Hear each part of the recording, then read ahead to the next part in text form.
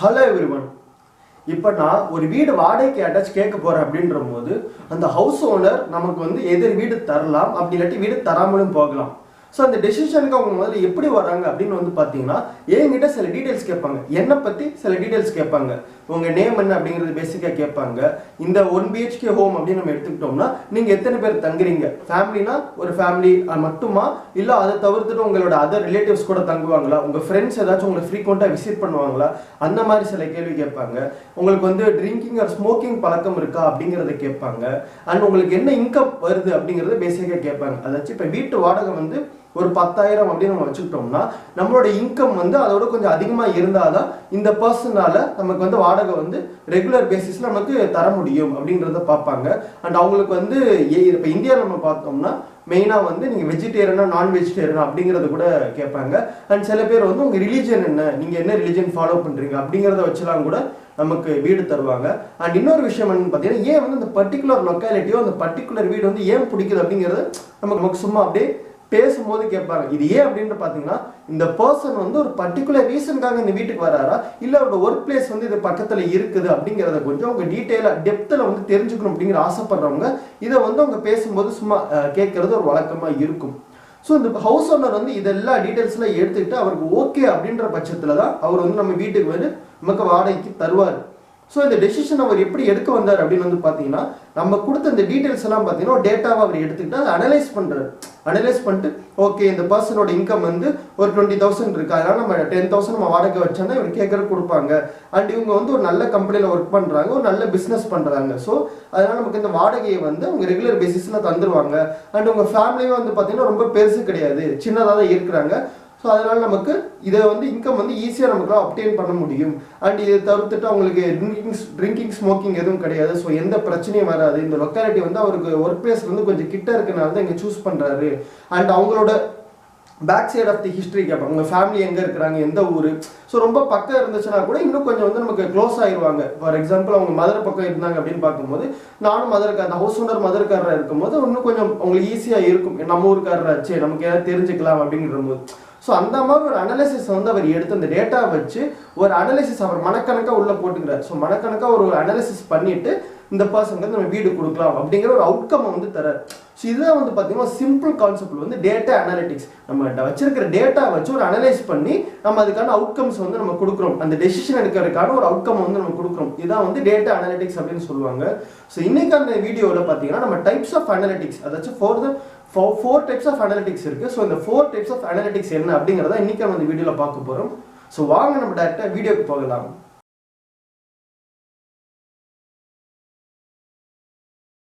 So இந்த 4 type of analytics இருக்கு அப்படின்னு நம்ம சொன்னோம்னு பார்த்தீங்கன்னா so first type of analytic என்னன்னு வந்து பார்த்தீங்கன்னா டிஸ்கிரிப்டிவ் அனாலிட்டிக்ஸ்.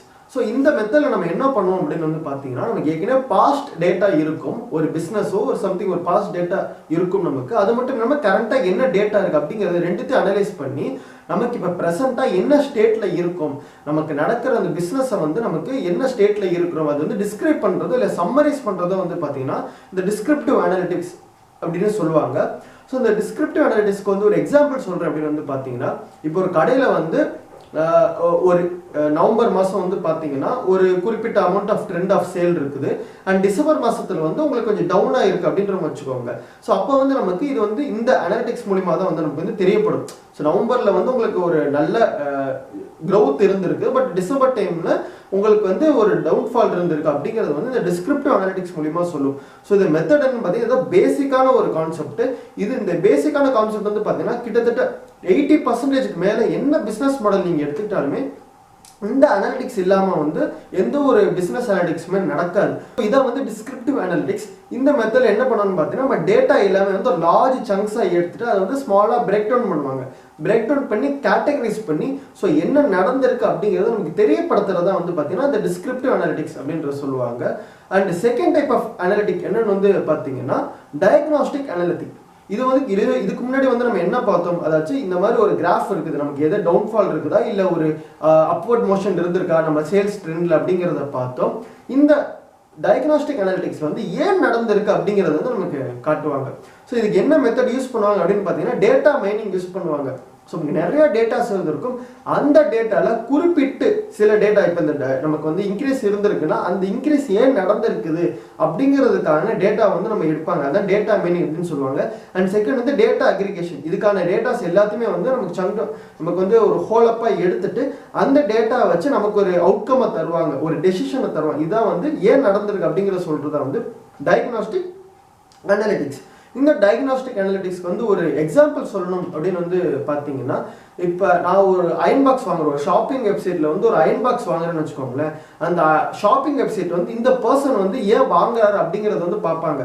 ஃபார் எக்ஸாம்பிள் இப்போ நான் டிசம்பர் மந்தில் வாங்குறேன் அப்படின்ற போது அவங்களுக்கு இந்த அயன் பாக்ஸ் சேல் வந்து ரொம்பவே அதிகமாக இருந்திருக்கு அப்படின்னு வச்சுக்கோங்களேன். அந்த அயன் பாக்ஸ் வந்து ஏன் வாங்குறாங்க, இதுக்கான வந்து ஏதாவது கூப்பன்ஸ் வந்து சப்போர்ட் ஆகி தான் இந்த பர்டிகுலர் இதை வாங்குறாங்களா, இல்லை மார்க்கெட்டில் வந்து இதுக்கான ரைஸ் டிமாண்ட் வந்து இது அதிகமாக இருந்திருக்கு தான் அயன் பாக்ஸ்க்காக அப்படிங்கிறதுக்காக வாங்குறாங்களா, இல்லை இன்னொரு விஷயம் வந்து யோசிப்பாங்க. அதாச்சும் இப்போ வந்து டிசம்பர் மந்த் வந்து மோஸ்ட்டாக க்ளோத்ஸ் அதிகமாக வாங்குறாங்க. இது வந்து ஹாலிடே சீசன். ஸோ இந்த ஹாலிடே சீசனில் க்ளோத்ஸ் அதிகமாக வாங்குறதுக்காக உங்களுக்கு அயன் பாக்ஸ் தேவைப்படுது, ஏன்னா நமக்கு வந்து அயன் பண்ணணும் அப்படிங்கிற ஒரு காரணத்துக்காக வாங்குறாங்களா அப்படிங்கிற மாதிரி பல டேட்டாஸ் எடுப்பாங்க. இந்த சேல் வந்து ஏன் நடந்திருக்கு அப்படிங்கிற அந்த டேட்டா வந்து நம்ம குறிப்பிட்டு எடுத்து அது ஏன் நடந்திருக்கு அப்படிங்கிறது வந்து தெரியப்படுத்துறது வந்து டயக்னாஸ்டிக் அனாலிட்டிக்ஸ்.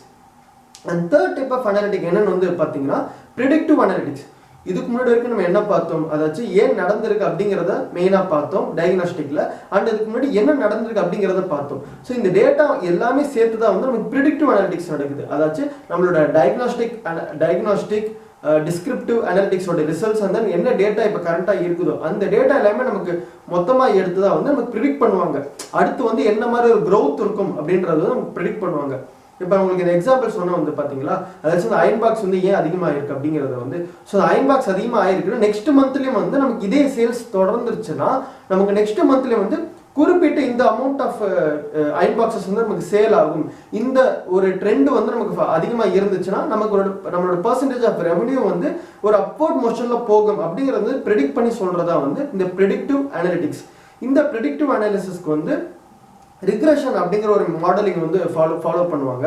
அதை வச்சு இப்போ அது ஏன் அப்படின்ற நம்ம ஃபைன் பண்ணிட்டோம் அப்படின்ற போது அந்த குறிப்பிட்ட வேரியபிள் வந்து எதுலையுமே டிபெண்ட் ஆகாமல் ஒரு இதாக இருக்கும். ஸோ அதை வந்து அவங்க கணக்கெடுத்து அந்த வேரியபிளை வச்சு தான் வந்து அவங்க ரிக்ரெஷன் மாடலிங் மூலியமாக இவங்க வந்து இந்த ப்ரெடிக்ட் பண்ணுவாங்க, எந்த மாதிரி நமக்கு வந்து இதுக்கு ஃபியூச்சரில் வந்து எப்படி ஒரு அவுட்கம் நமக்கு வரும் அப்படிங்கிறத வந்து அவங்க ஐடென்டிஃபை பண்ணுவாங்க. ஸோ நமக்கு இந்த முன்னாடி சொன்ன பார்த்தீங்களா இந்த ஹவுஸ் ஓனர் கான்செப்ட், ஸோ அதே கான்செப்டை வந்து நமக்கு இந்த கிரெடிட் கார்டு கொடுக்குறதுனே வச்சுக்கோங்களேன். ஒரு பர்சன் வந்து ஒரு பேங்க்ல போய் கிரெடிட் கார்டு எனக்கு வேணும் அப்படின்ற போது அவங்க எடுத்தவங்க கொடுக்க மாட்டாங்க.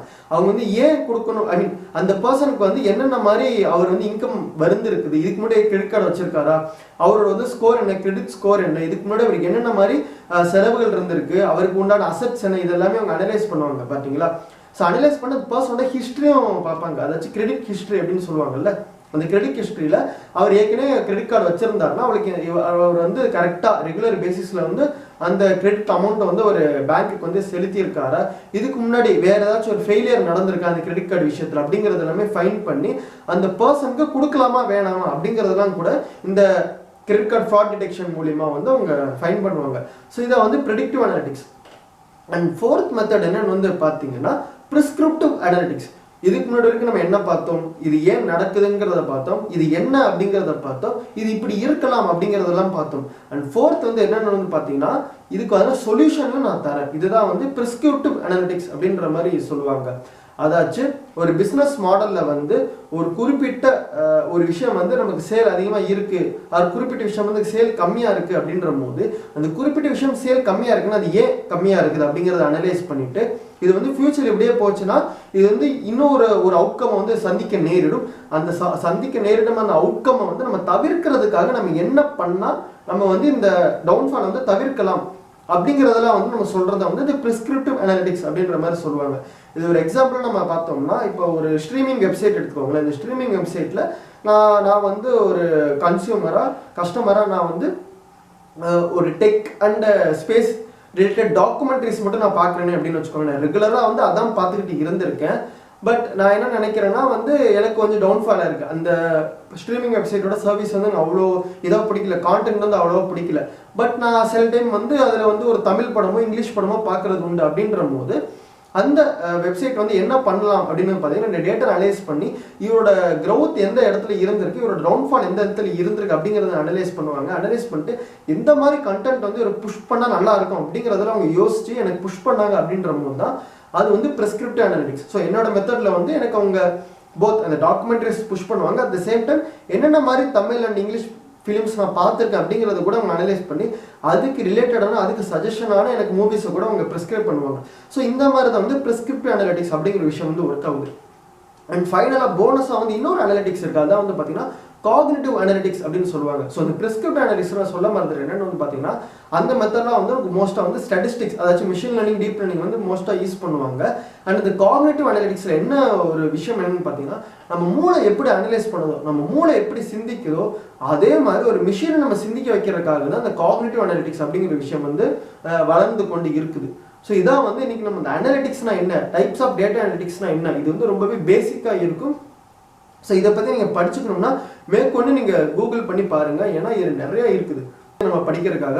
ஸோ இந்த காணொலி வந்து உங்களுக்கு ரொம்பவே உதவும், யூஸ்ஃபுல்லாக இருக்கும் அப்படின்னு நான் நினைக்கிறேன். நீங்கள் மேற்கொண்டு இதே மாதிரி நீங்கள் கான்டென்ட் பார்க்கணும் அப்படின்னு நினச்சிங்கன்னா என்னோட சேனலை சப்ஸ்கிரைப் பண்ணிக்கோங்க. தேங்க்யூ ஃபார் வாட்சிங் திஸ் வீடியோ. இன்னொரு காணொலியில் சந்திப்போம். அது வரைக்கும் தேங்க்யூ.